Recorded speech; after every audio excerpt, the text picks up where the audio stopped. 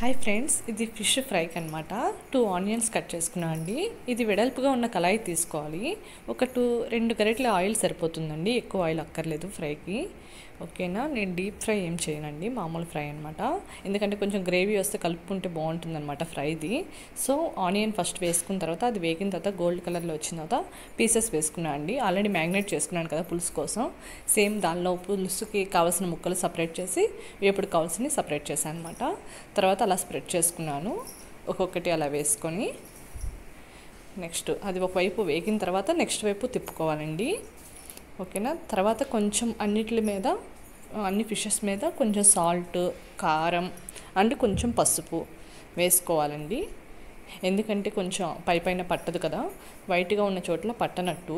So మళ్ళీ జల్లుకుంటే బాగుంటుంది అనమాట. అక్కడ స్పైసీ మనకి తగులుతుంది, సాల్ట్ అనేది కొంచెం మంచిగా అనిపిస్తుంది. చూసారా, ఇలా ఉడకాలండి. ఇలా ఉడికితే ఫిష్ ఉడికినట్టు అనమాట. స్లోగా తిప్పుకోవాలండి, ఫిష్ ఇరగకుండా. చూసారా, కింద నుంచి అలా ఇచ్చేసుకోవాలి గరిటతో ఫిష్ది అలా.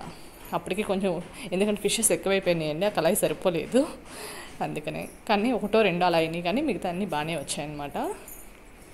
ఓకేనా. అలా గ్రేవీ ఉంటే చాలా బాగుంటుందండి మనకి కలుపుకొని తినడానికి అన్నంలో. ఓకేనా. నేను చూసారా ఫిషెస్ సాల్ట్ వేస్తున్నాను. అది ఒక దగ్గర పడిపోయింది, కానీ యాక్చువల్ అలా పడకూడదు, మొత్తం స్ప్రెడ్ అవ్వాలి. ఓకేనా. గరం మసాలా కూడా కొంచెం యాడ్ చేసుకోవాలండి. ఇప్పుడే కొంచెం కారం, పసుపు అన్నీ యాడ్ చేసుకొని మూత పెట్టేసుకోవాలి. ఒక 15 మినిట్స్ అలా ఉంటే సరిపోతుందండి. ఫిష్ ఫ్రై ఎక్కువ వేగక్కర్లేదు.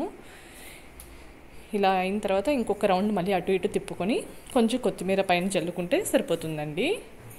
ఈ కొత్తిమీర చెప్పాను కదండి, మన గార్డెన్లోనే వచ్చిందని చెప్పి. మీకు నచ్చితే లైక్ చేయండి, షేర్ చేయండి, సబ్స్క్రైబ్ చేయండి. Thank you. ఫైనల్గా ఫిష్ ఫ్రై రెడీ.